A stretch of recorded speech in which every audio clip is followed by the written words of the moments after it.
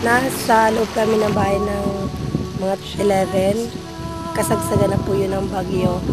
Tapos nagliligpit kami ng mga gamit kasi nga may katatapos lang ng milenyo. Takot pa din kami. Tapos nung mga bandang alas 12 na, ano na siya eh, lagpas na sa bakod namin yung tubig. Tapos sabi ko sa asawa ko, pumapasok na yung tubig sa bahay natin, kailangan na natin lumigas sa ibang bahay. Takbo kami sa kabilang bahay, natulungan kami ng kapitan. Pagdating namin doon, wala pa nga 3 seconds yata, binubunggo na rin yung bahay nilang malaki. Dasal lang ng dasal, kahit hindi na namin na susunod-sunod yung dasal lang po kami ng dasal. Sumisigaw yung anak ko, pamangkin na, Papa Jesus, Mama Mary, iligtas niyo kami. Iligtas niyo po kami lahat. Pag-upa ng konti, takbo na uli kami sa kabilang bahay kasi gumanya na yung bahay nila. Takbo kami sa kabilang bahay, wala na rin pala yun eh. Hanggang naghintay kami na humupa.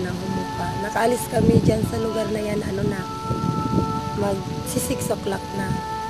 Pero yung sa kapatid ko, nakita ko pang nawala yung bahay nila eh. Kasama yung asawa niya, 4 na anak.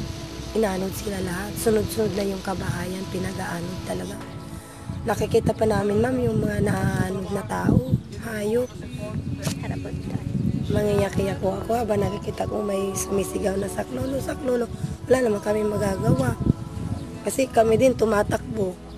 Kaya yun na lang, sabi ko, kailangan ng dasal natin malakas. Yung malakas na malakas, ubusin natin ang boses natin para marinig tayo ng Diyos na humingi kami ng saklolo.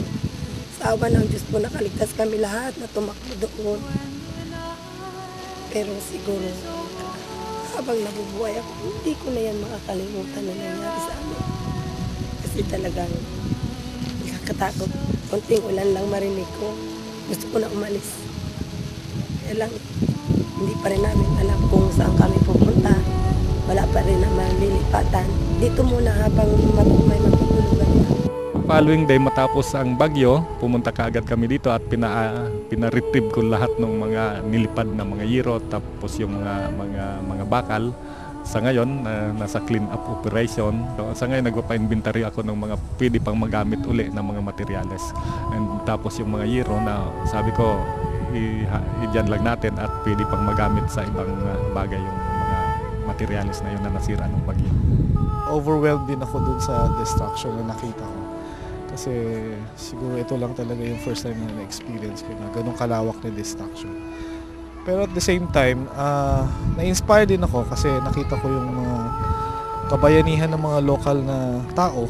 Despite the fact na nabagyo rin sila, nasalanta rin yung bahay nila, yung businesses nila, nandun pa rin sila sa forefront para tumulong dun sa mga kababayan natin na nasalanta talaga sa bagyo. Malaki ang pagbabago namin dito dahil wala kaming na maranasan na tutuluan kami pag nag-ulan, magandaan ang bahay namin.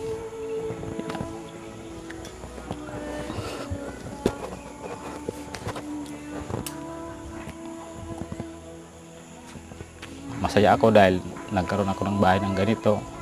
Kan noon una, iba ang bahay namin. Kaya masaya ako dahil umiyak ako dahil sa ang pangarap namin na magkaroon kami ng bahay pero hindi kami makabahay dahil sa mahirap talaga.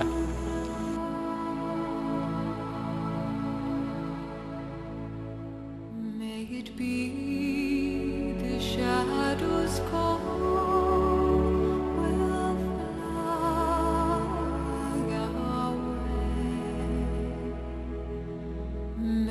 be your journey.